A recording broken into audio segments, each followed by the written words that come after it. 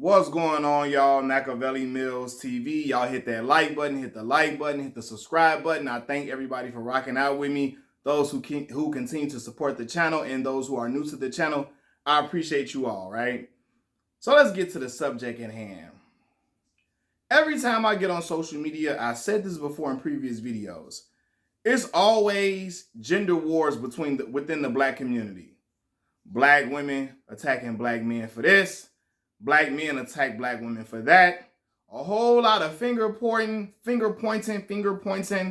No solutions to certain problems, certain generational curses that exist within our community. Just a whole lot of finger pointing. And people are creating content to cause division within our community, right? I see it all the time, whether it be these fake skits or not skits or fake, it's really skits, but people are trying to play it out like it's a real life scenario. Like a woman does something that's obviously, a black woman does something that's obviously like wrong or heinous, and it's some just doctored up type content to make it look like it's a real scenario. And then the person who uploads the content says, discuss who was wrong. And then when you go to the comment section, it's black men talking about, see these trifling ass black women out here doing this, that, and the third. And then it's a woman, the black women in the comment section saying, see these trifling ass black men, selfish ass black men who lazy. A whole bunch of just back and forth bickering, right? I see it all the time. These fake skits, fake made up scenarios, made up text messages just to create division within our community. I'm like, yo, I'm sick of it, right? But then, recently I saw a post on Facebook from a young black woman, right? And I have to address conversations like these. This channel is, I talk about a lot of different things, but certain subjects are geared towards Black American people just because that is my experience. I have lived the Black American experience. As you can see, I'm a black man, right? Been this all my life. So certain topics are geared towards my community because if I feel like I can provide some positive dialogue to something, or some dialogue that is that can better certain situations, I'm going to do so. I'm going to speak about certain things that I think is wrong within our community, or certain things that I love within our community, so on and so forth, and share it with you all and hope that you all can discuss it with me, right?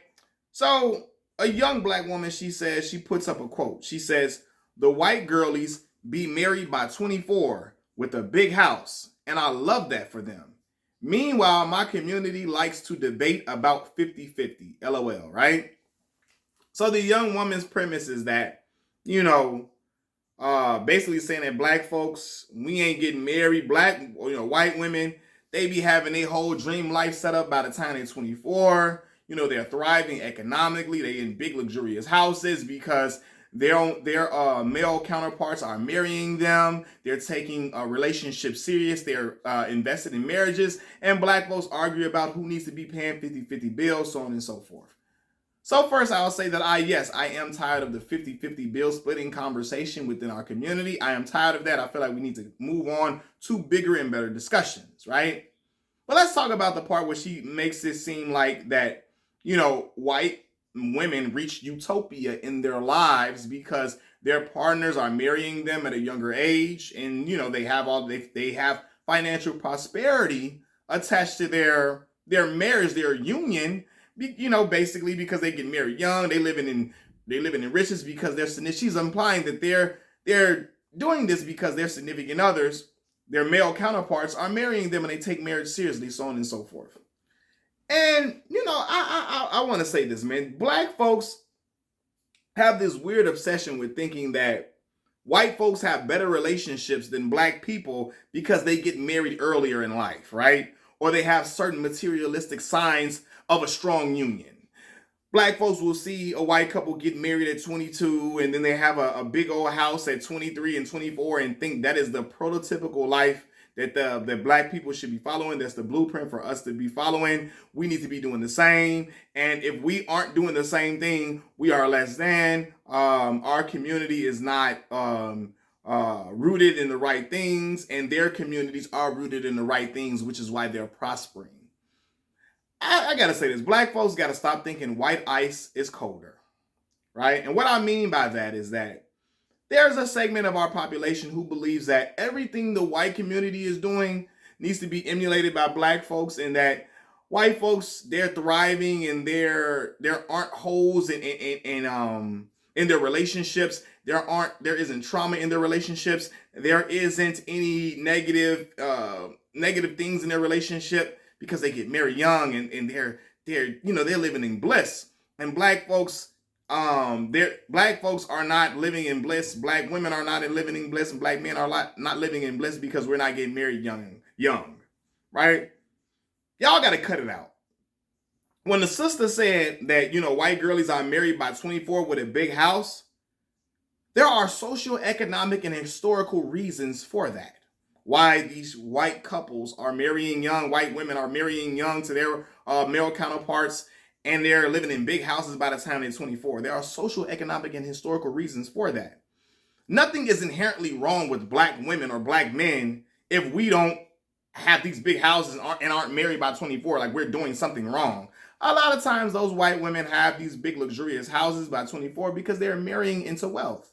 They're marrying into a family who has generational wealth that's been passed down. Again, generation to generation, they've been passing down wealth through and through. Their families have big savings saved up for their children since they were infants. Grandparents have savings for their grandchildren since before they were even born. And they're passed down things. They're passed down houses, so on and so forth. They have, generational wealth to pass down. They have, all these type of assets to pass to their children, which black American people do not have. And there are certain socioeconomic reasons for that. One big problem is that a lot of black families are often in debt. So there is no money to save for their children, right? Black families have been told and sold the American dream. You go to college, you get your degree, you get that piece of paper, you go into debt to get that piece of paper because this qualifies you to work in corporate America. This qualifies you to work here, there, or whatever field of endeavor that you seek.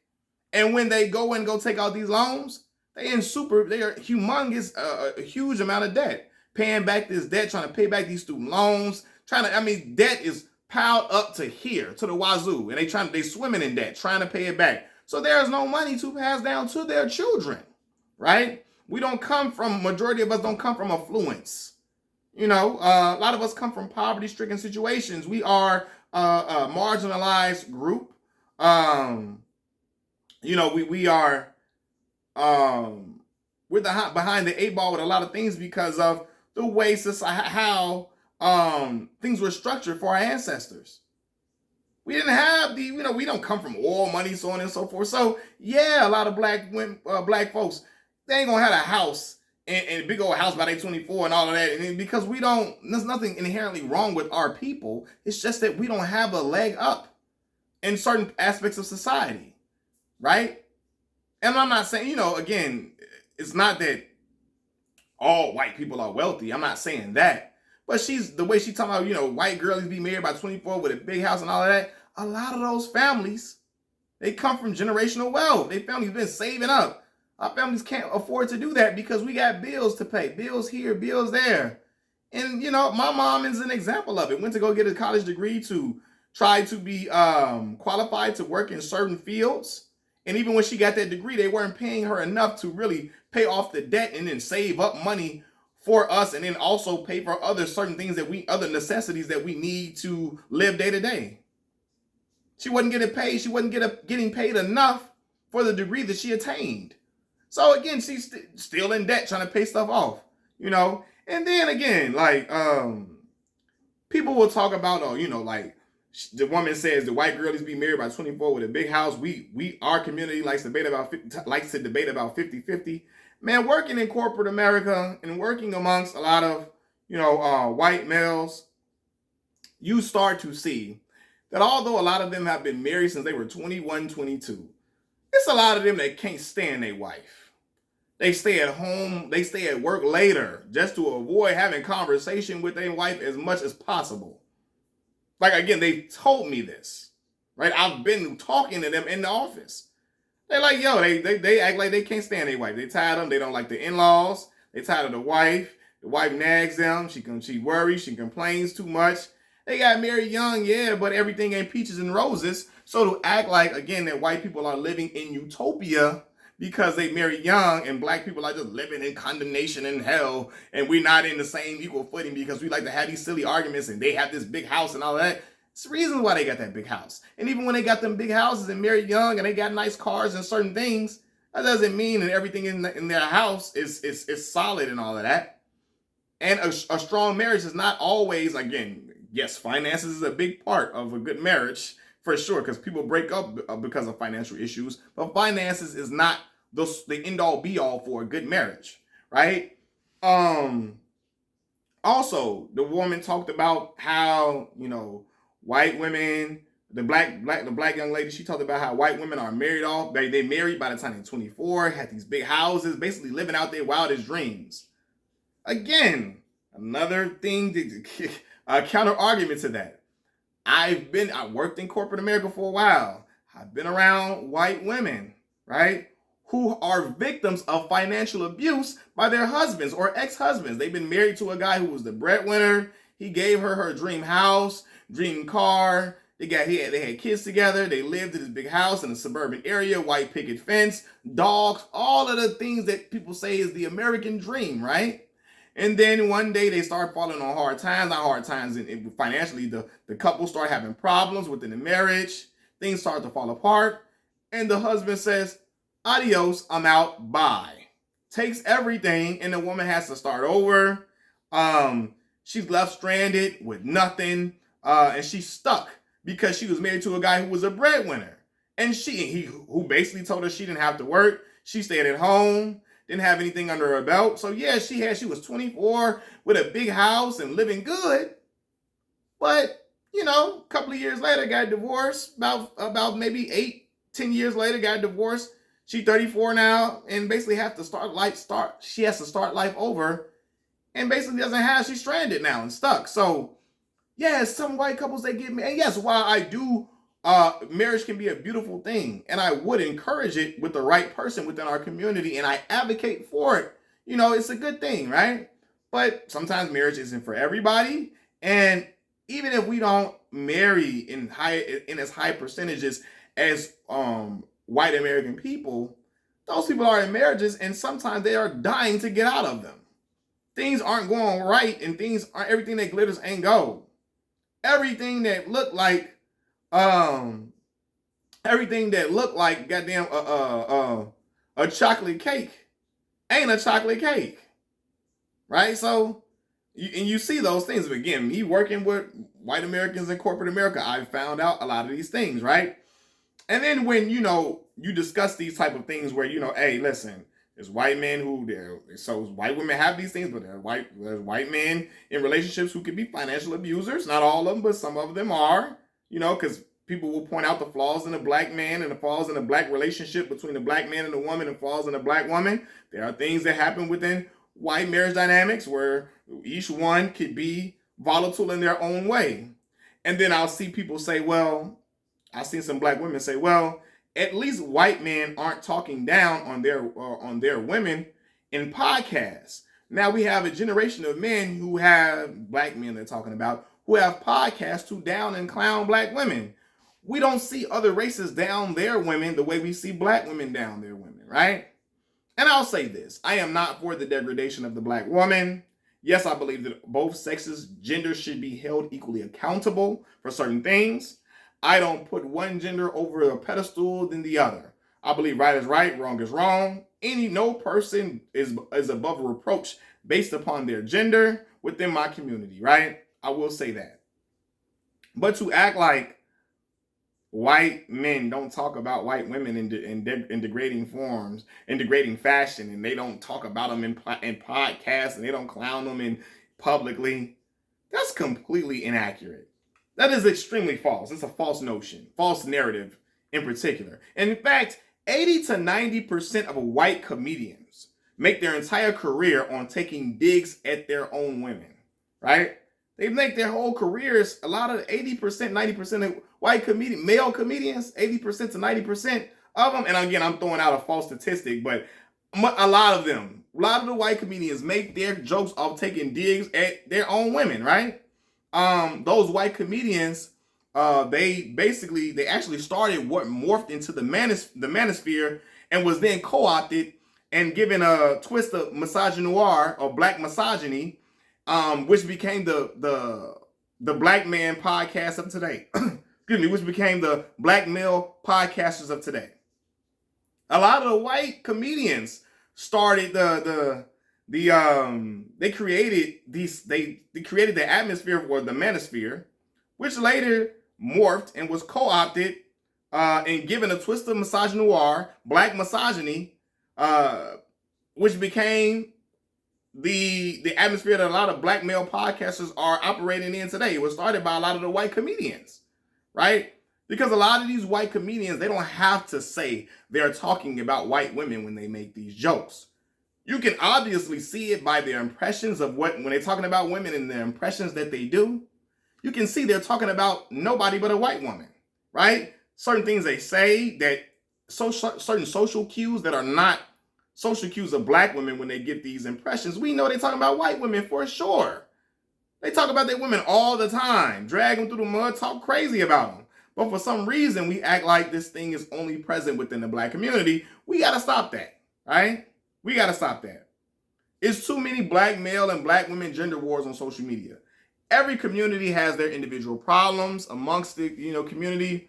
Every community has certain has certain issues within the male and female dynamic. But don't act like you just like white folks just living this utopia and bliss, and black folks are something is inherently wrong with us that we can't coexist with each other and so on. Like it's it's just our community that have these problems. Yes, there are problems within our community between black and male gender. I will say that for sure. But our community is not the only one that have these problems. The communities that y'all praise and uplift, they have those problems a lot. We just don't pay attention to them close enough to see it. We don't observe them the same way with the same keen eye that we observe the problems in our community, right? Because a lot of times black folks not even living amongst white folks.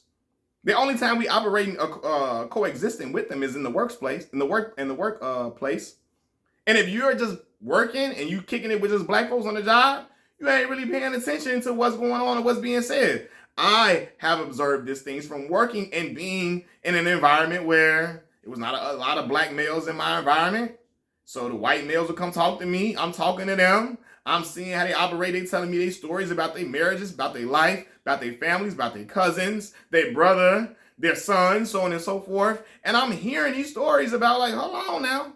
It's not just white utopia and just bliss just because these couples get married young. And you like, nah, brother, they ain't living that white picket fist image. They're not living this picture perfect lifestyle that black women think that white folks are living, that black men think that white folks are living, because black men are pull it too. White women, they got it. White men, they got it good. They women don't do this, that, and the thing. And I be like, bro, y'all gotta cut it out. Don't act like, because they'll act like infidelity doesn't come from these other couples, and the white woman doesn't disrespect the white husband. Like, yo, every ethnicity group of people has dysfunction within each, has a certain type of dysfunction within these marriages and relationship dynamics. Every one of them.